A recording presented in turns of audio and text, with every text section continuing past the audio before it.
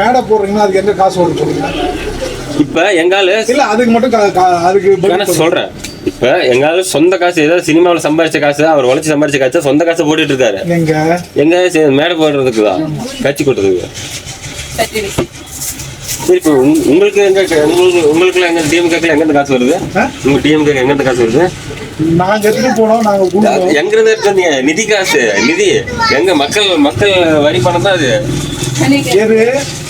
நீங்க மேல போறது இப்ப சரிங்க. உதயநிதி இருக்காருல்ல, உதயநிதி பையனுக்கு 20 வயசு ஆகுது. 23 வயசு ஆயிடுச்சு.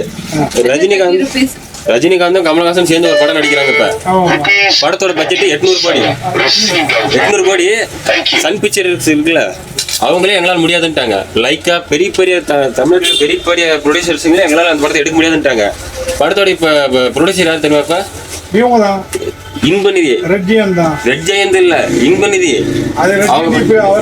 இல்ல இவர் தனியா இன்பநிதி பேர், ரெட் ஜெயந்த்ல பேர் வரல. இன்பநிதிங்க எப்படிங்க 23 வயசு பையனுக்கு 800 கோடி எப்படிங்க எங்க இருந்து வந்துச்சு?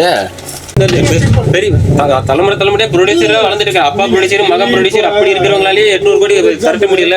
எங்களால முடியாதுங்கிறாங்கல்ல. மது ஒழிக்கிறோம், நீட்டு ஒழிக்கிறோம்னு சொல்லி தானே ஆரம்பிச்சீங்க. அதுதான் வாக்குறுதி கொடுக்குறீங்க. நீட்டு ஒழிச்சிங்களா? இல்ல மது தான் ஒழிச்சிங்களா?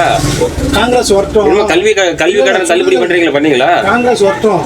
காங்கிரஸ் வரும். உங்க கூட்டணி கட்சி காங்கிரஸ் தானே. இப்ப நீங்க 76லயே எப்போ அந்த தமிழ் மொழி போர் நடந்துச்சு இந்தி எதிர்த்து, அந்த போறப்ப அந்த 67 அந்த டைம்ல யாரு ஆட்சியில் இருந்தது? அவங்க காங்கிரஸ் எதிர்த்து. அப்ப காங்கிரஸ் எதிர்த்து நீங்க போராட்டமே பண்ணது தமிழ் மொழிக்காக. நீங்க மொழி காப்பாத்துக்கணும் அப்போ சொல்லியிருந்தீங்கன்னா பெருமைப்பட்டிருக்கலாம். தமிழ் மொழி காப்பாத்துக்காக நாங்க காங்கிரஸ் எதிர்த்து நாங்க போராட்டம் பண்றோம். தீக்குளித்து இருக்கிறாங்க, நிறைய பேர் செத்து இருக்காங்க. உண்மைதானே? இப்ப நீங்க என்னத்துக்கு அலைன்ஸ் வச்சுக்கிறீங்க? அவங்களோட இது கூட்டணி வச்சுக்கிறீங்க. அதே தான் இன்னைக்கு இருக்கிறாங்க. அவங்களே வராங்கன்னா ஏங்க நீங்க குடிக்கிற தண்ணியில விஷத்தை ஒரு நாள் கலந்துவங்க. உங்க அப்பா குடிக்கிற தண்ணியில விஷத்தை கலந்துவன். உங்களுக்கு கலக்க மாட்டான் அவன். பிஜேபி கூட வந்து இப்போ இவங்க வச்சுக்கலையா ஏடிஎம்கே. இப்ப ஒரு விஷயம் தெரிஞ்சீங்க, டிவிகேவும் காங்கிரஸும் இணையறதுக்கு வாய்ப்புகள் இருந்ததுன்னா அறிவிச்சாராங்க. விஜய் அறிவிச்சாரா? இந்த ஆக்சிஸ் அந்த இருந்தது எல்லாமே நீங்க சொன்ன பாத்தீங்களா? சோசியல் மீடியால சலசலப்பு வருது. அந்த மாதிரி ஒரு சலசலப்பு தான். ஒரு போல் எக்ஸிட் போல் ஒண்ணு வருதுல்ல, அதுல வந்து 90 சீட்டு போடுறாங்கல்ல டிவிகேக்கு. அதெல்லாம் போயிருந்தீங்களா? காரணம் கூட இவன் தான். யாரு? காங்கிரஸ் காரன் தான்.